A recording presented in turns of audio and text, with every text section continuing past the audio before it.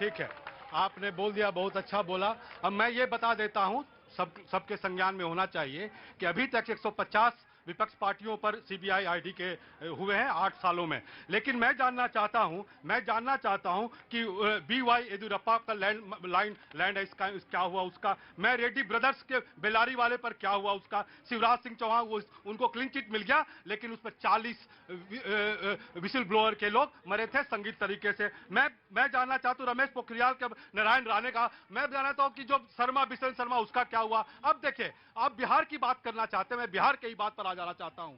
गिरिराज सिंह के यहां 1 करोड़ रुपया पाया गया, क्या हुआ उस केस का?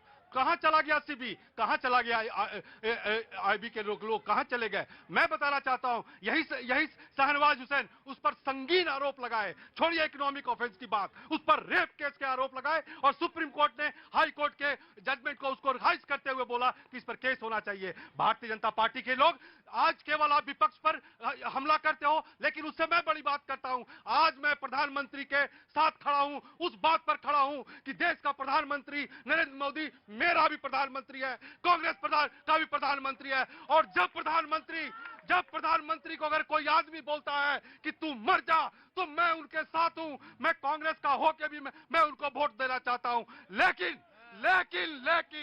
लेकिन जब मैं कोर्ट में जाऊंगा तो प्रधानमंत्री नरेंद्र मोदी को यह बात एविडेंस देना होगा कि किसने बोला। एविडेंस आगे।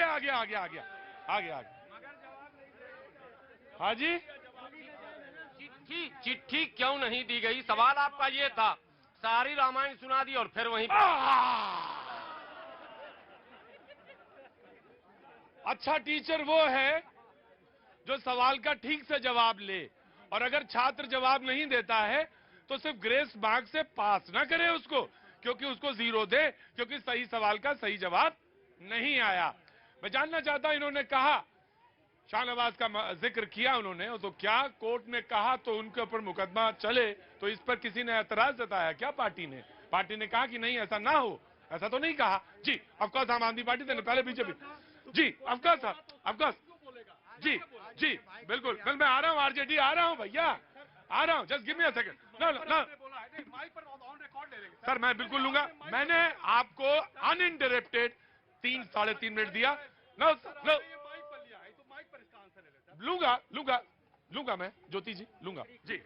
आज कांग्रेस नौकरी खतरे में है।